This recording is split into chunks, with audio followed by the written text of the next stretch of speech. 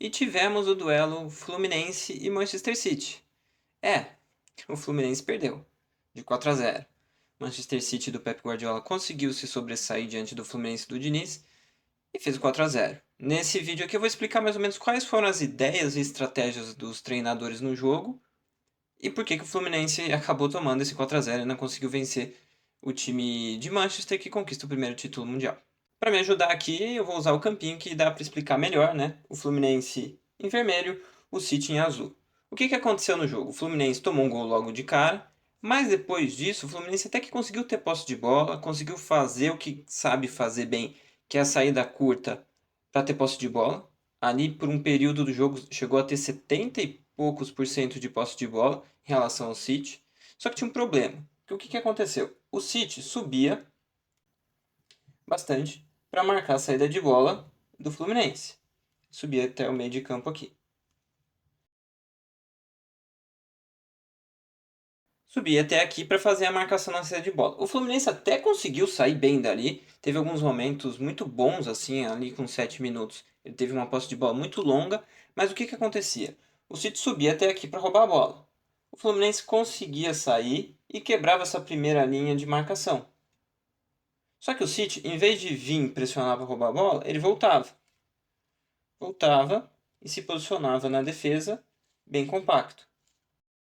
E ficava posicionado aqui. O Fluminense subia o time para tentar encontrar espaço. Normalmente com mais jogadores do lado da bola, né? Mais o estilo que o Fluminense gosta de fazer. Com mais jogadores aqui no setor da bola. Só que o que acontecia? O City ele conseguia bem compacto fechar os espaços do Fluminense e toda a bola que o Fluminense tocava para o lado ou para trás, a defesa do City, depois que estava compacta, ia subindo. Então, depois de alguns toques, o Fluminense não estava mais trocando passes aqui. Ele estava trocando passes. O jogo estava muito mais de passes aqui no meio de campo do que propriamente passes perto do gol. Então acabava sendo uma posse que não produzia nada. E o Fluminense foi sofrendo com isso. E apesar de ter vários momentos de posse, não conseguiu criar chances. Foi criar chance em outro momento do jogo, quando marcava alto a saída de bola do City aqui e conseguia roubar a bola. Tanto que o lance do pênalti do Keno foi numa jogada assim. Só que o problema é que ele estava impedido, então acabou não virando nada. Agora, falando do ataque do City e da defesa do Fluminense, o City é um time de ataque posicional, né? Então, na hora de atacar, eles posicionam 3-2-5. Ó, detalhe para o 5. O Fluminense quis marcar bem compacto assim, né? Principalmente no segundo tempo. Só que no lance do segundo gol, o jogador do Fluminense está muito aqui, que é o Samuel Xavier marcando ponta. E esse jogador recebe a bola nesse espaço, que é o Foden. Ele ataca aqui, chuta e faz o gol. Então, o Fluminense, nessa de jogo posicional, o City levou a vantagem, porque ele colocava 5 contra 4 nessa linha. E se o Fluminense fechava muito, sobrava esse jogador livre. Se o lateral abria muito para cá, sobrava esse jogador livre. Isso vale para o outro lado também. Então, o Fluminense teve essa dificuldade e acabou tomando gol assim. O segundo gol e depois o terceiro e quarto também. Então era o Fluminense defendendo em bloco baixo, mas ainda assim tomando os gols. No lance do primeiro gol, é uma jogada um pouco diferente. Ali você vê que o Fluminense tá inteiro para sair jogando, ali com 40 segundos. Tenta fazer uma inversão com o Marcelo, só que daí a bola cai nos pés do Ake, que tem espaço, sobe e finaliza. Então ali você vê bastante do Diniz no jogo, que é um time que tem vários jogadores do lado da bola para fazer a saída. O Marcelo fica sem opção ali, tenta fazer uma inversão do outro lado, o City está marcando alto. E daí a bola acaba não caindo no pé desse jogador, cai no Ake que tem espaço, sobe, finaliza e no rebote o Álvares faz o gol. A seleção brasileira faz esse tipo de jogada, o Fluminense fez isso o ano inteiro. Só que você corre o risco de, se você errar a jogada, o outro lado do campo está livre para o outro time atacar. Foi isso que aconteceu. O Fluminense tomou o gol ali com 40 segundos, que atrapalhou muito o andamento da partida, porque você deu toda a tranquilidade para o City de não ser desesperado, né? O City não é um time de marcar tão em cima para roubar a bola, como foi em outros momentos do Pepe, tanto nesse City, principalmente no Barcelona e no Bayern de Munique. Então, em alguns momentos, quando a bola tinha a possibilidade da defesa ficar num contra um e sobrar muito espaço atrás, ela voltava e dava tempo para o time inteiro se compactar e o Fluminense ter dificuldade de criar chance. Então, isso aconteceu muitas vezes, e por isso o Fluminense não conseguiu criar tantas chances de gol.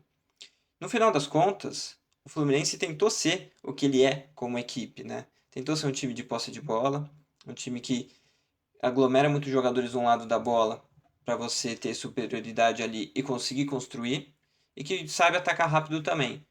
O problema foi que o City defendeu bem o Fluminense, essa posse de bola com vantagens no setor da bola não fez tanta diferença na hora de criar uma chance de gol, e na hora de defender o Fluminense não conseguiu segurar o ataque do City.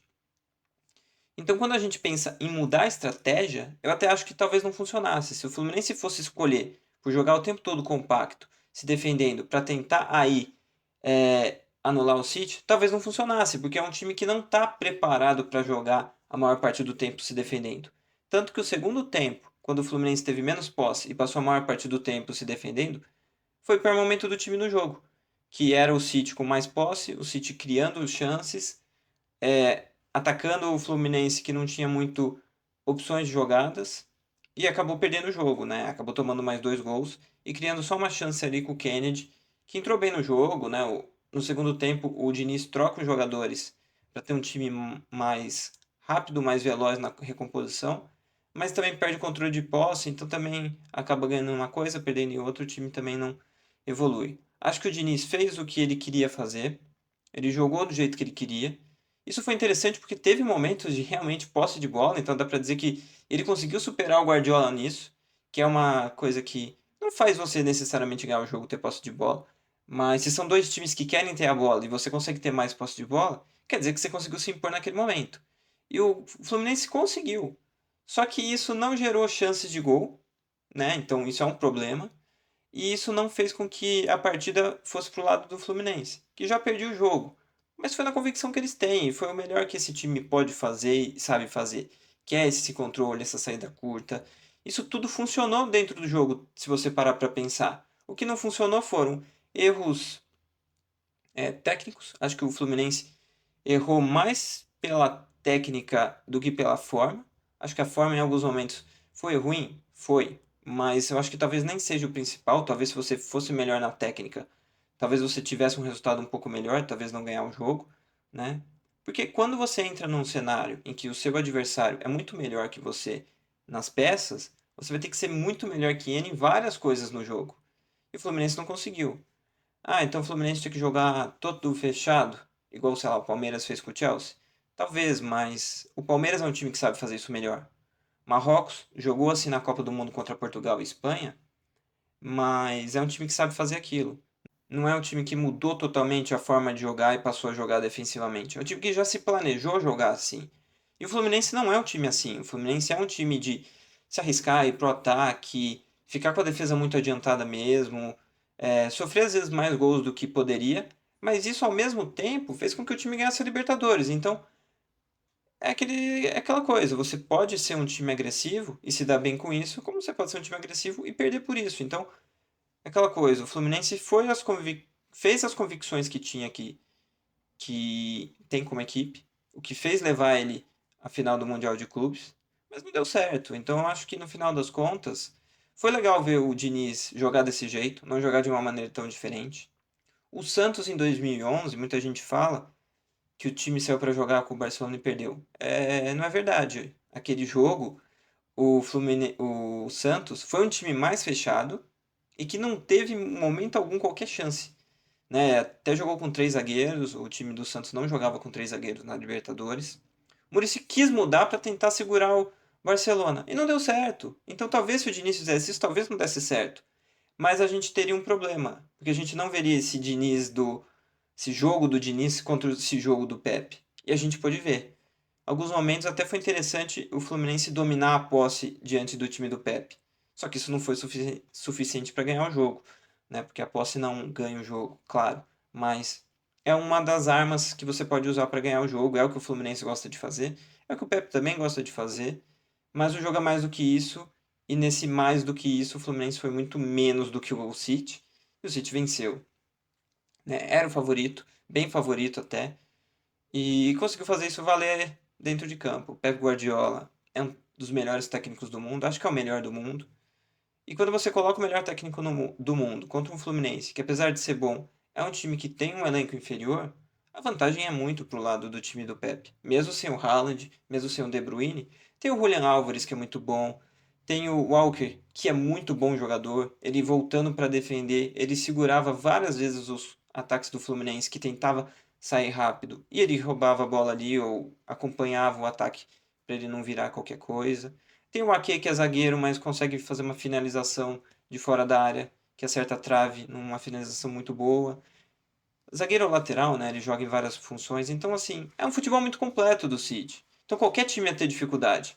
Mas foi legal ver o Fernando Diniz apostando no que sabe, apostando no que pode fazer, mesmo que, mesmo que perdendo, né? Acho que o futebol não é só sobre ganhar ou perder, é sobre como você vê o jogo e como você tenta jogar. A gente conseguiu ver o Fluminense tentando jogar do jeito que ele sabe. Não venceu, mas pelo menos a gente viu isso, né? Acho que o torcedor do Fluminense está contente com o time pelo ano inteiro, pelo que ele fez, e sabe também que ele chegou nessa final jogando desse jeito. Por mais que algumas coisas desse jeito de jogar tenham feito o Fluminense perder, ainda mais por 4-0. É dolorido tomar 4-0, mas também é um choque de realidade do futebol que a gente tem hoje. City é um dos melhores times da história. Então, assim, não ia ser fácil de qualquer jeito.